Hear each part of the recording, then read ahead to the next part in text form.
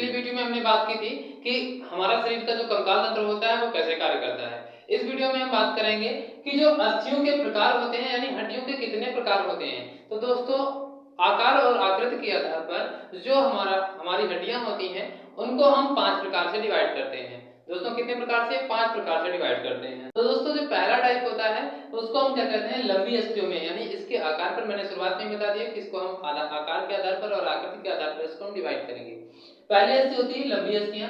ऐसी अस्थियां जो लंबे आकार की अस्थियां होती हैं या जो दिखने में हमें लंबी अस्थियां दिखाई देती हैं उनको हम क्या कर देते हैं? लंबी अस्थियां, लॉन्ग बोन्स कह देते हैं। दोस्तों, लॉन्ग बोन्स में दो चीजें होती हैं, दो उसमें एंड पाए जाएंगे और बीच में एक शाफ्ट पाया जाता है। अब हम आगे बात करें, जो हमारी लंबी अस्थियां होती हैं उसमें कौन कौन सी ऐसी अस्थि हैं हमारे शरीर में जो पाई जाती हैं? तो दोस्तों, आपकी हुमरस हो जाती है, यानी कि आपके बाहु की अस्थि हो जाती है। फीमर, आपकी जांघ की अस्थि हो जाती है। आपकी रेडियस, अल्ना, जो आपके अग्रबाहु की अस्थि हो जाती है। और टिबिया और फिबुला, जो आपके पैर की अस्थि हो जाती है।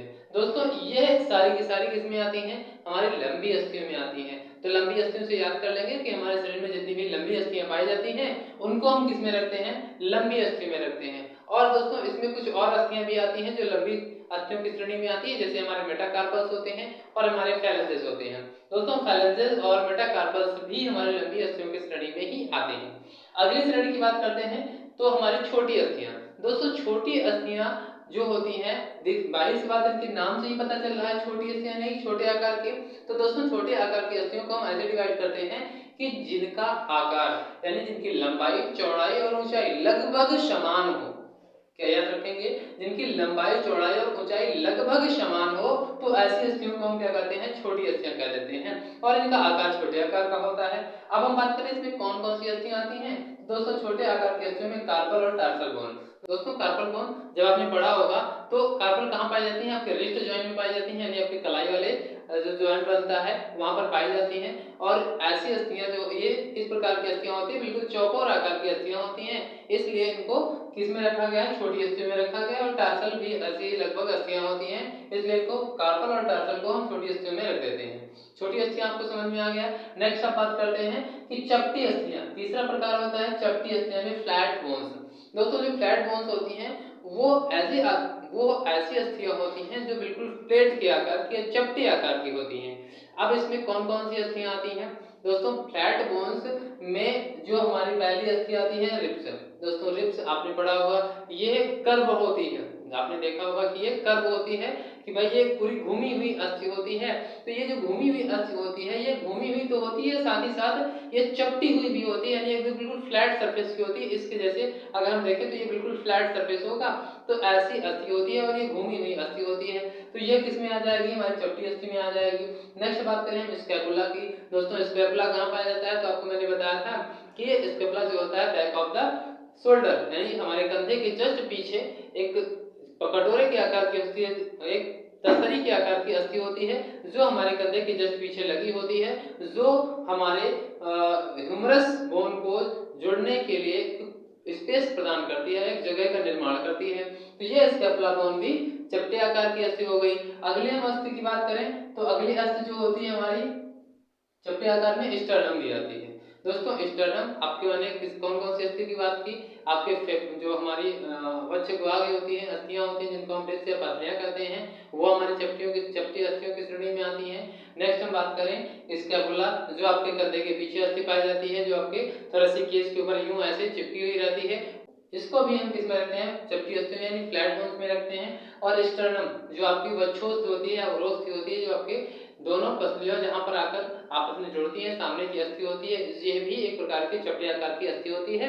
और ये जो होती है हमारी वक्षोस्थि के ऊपर, यानी हमारी वक्ष गुहा के सामने की तरफ पाई जाती है।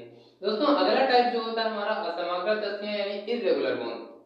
दोस्तों, इसके नाम से ये हमें पता चल रहा है कि ऐसी अस्थियां जिनका आकार और अकट दोनों निश्चित नहीं रहता। दोस्तों, नाम से पता चल रहा है असमाकृत, यानी जिनका किसी भी प्रकार से हम आकार को परिभाषित नहीं कर सकते। हम ये नहीं बता सकते कि इसमें एक ये सरफेस होता है, एक ये सरफेस होता है, क्योंकि ऐसी अस्थियां जो होती हैं इनका आकार निश्चित नहीं होता, इसमें अजीब सा आकार बना होता है। तो ऐसी अस्थियों में अगर हम बात करें कौन कौन सी अस्थियां आती हैं, तो दोस्तों वर्टिब्रल कॉलम आते हैं, जो आपकी रीढ़ की हड्डियां होती हैं, उनको हम एक्सप्लेन नहीं कर सकते। उनको बता नहीं सकते कि ये किस प्रकार की अस्थियां हैं, इसमें कौन कौन से सरफेस पाए जाते हैं, कौन कौन से एंड पाए जाते हैं, हम ये कुछ भी एक्सप्लेन नहीं कर पाते हैं। इसलिए ऐसी ऐसी अस्थियों को हम किस में रख देते हैं, असमाकृत यानी इर्रेगुलर अस्थियों में रख देते हैं। दूसरी अस्थियां होती हैं हमारी सम बोन्स ऑफ द फेस।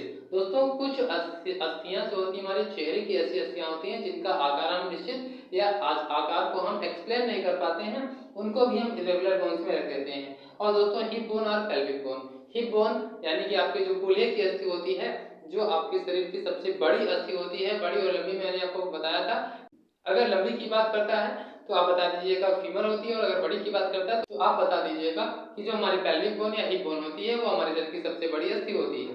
तो दोस्तों यह जो पेल्विक बोन होती है या जो हिप बोन होती है, इसका भी आकार एक निश्चित नहीं होता, क्योंकि इसके 3 पार्ट पाए जाते हैं, इलियम, इस्चियम और प्यूबिस। तो इसका भी आकार निश्चित नहीं होता, इसलिए इसको हम असमाकृत अस्थियों में रख देते हैं। दोस्तों लास्ट हमारा पार्ट आता है कंट्रास्थि। दोस्तों कंट्रास्थि जो अस्थि होती है जिसको हम सिस्टेमॉइड बोन कहते हैं। दोस्तों सिस्टेमॉइड के नाम से ही पता चल रहा है, सिस्टम तिल के आकार की अस्थि होती है, इसीलिए इसको हम क्या कहते हैं, सिस्टेमॉइड बोन कहते हैं। और ये अस्थि होती जो है वो हमारे घुटने पर पाई जाती है, टखने पर पाई जाती है, और ये अस्थि जो है हमारे किसी भी डायरेक्ट हड्डी से जुड़ी हुई नहीं रहती है, और ये जुड़ी किससे रहती है, तो ये कंडराओं से जुड़ी हुई रहती है, इसलिए इसको हम कंट्रास्थि भी कहते हैं। दोस्तों ये थे हमारी अस्थियों के प्रकार, जो 5 प्रकार मैंने आपको बताए। कौन कौन सी, लंबी अस्थियां, जो लंबी आकार की अस्थियां होती हैं उनको लंबी अस्थियां कहते हैं।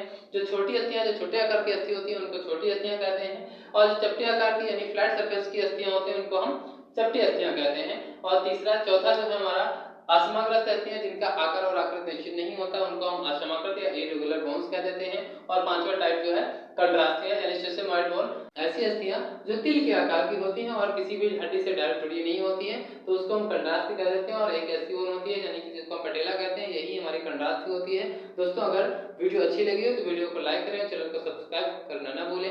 मिलते हैं एक और नई वीडियो में नए कंटेंट के साथ, तब तक के लिए नमस्कार, जय हिंद।